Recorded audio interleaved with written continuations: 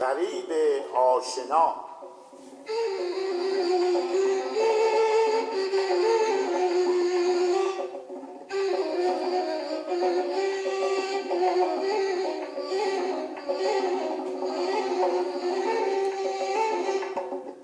صابونات جای خوشیه، حیف که مداخل نداره. هیچ قد صابونات قد فضایل نداره.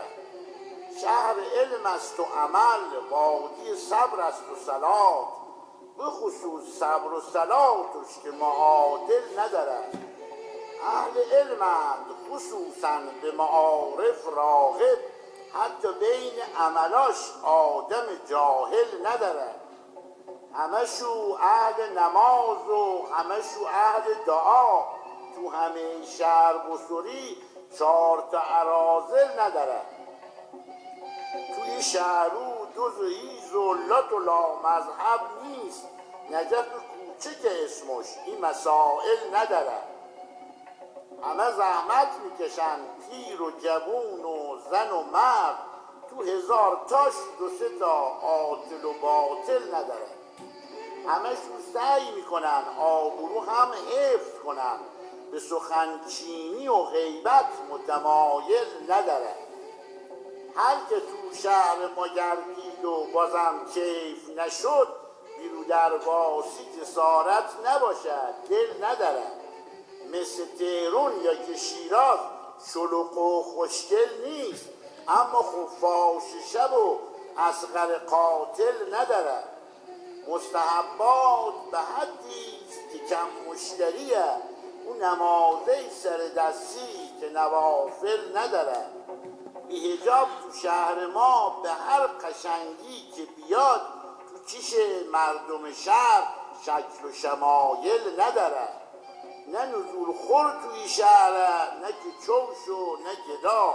هر کجا خمس و زکاته دیگه سائل نداره.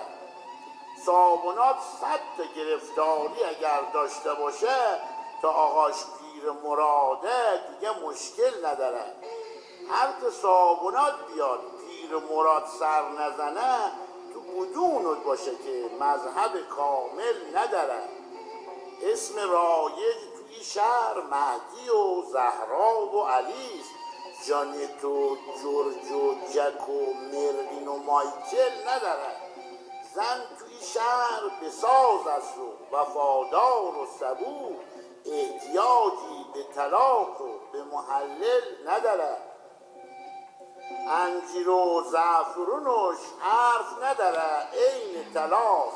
هر بلادی که بیری مثلی حاصل نداره. مله من باقر ما فخر همه فارسه که فارس، همگره قاضی ازد قاضی عادل نداره. ندیده چنار او بخش، از تو ایرون هیچ جا یک چناری با این اوصاف و خصائل نداره. قاطق صابونتی کشک است و دوغ و ماس و لور، عوضش آتشک و باد مفاصل نداره. همت صابونتی حرف نداره، دست خالی اگه جونش که بخی باز میگه قابل نداره. مردماش اهل همه شقی هستن غیر کلک، چون ایدو کاسبی در لیست مشاغل نداره. از کجاش برات بگم، نگاه به کوچیکیش نکن، جمع و جوره ولی دریه که ساحل نداره. با همه تعریفامون باز غریبیم، میدونی شهر ما پارتی درستی تو محافل نداره. بذار تا جمع بزنم حرفامو پوشکنده بگم، صابونات جای خوشیه، حیف که مداخل نداره.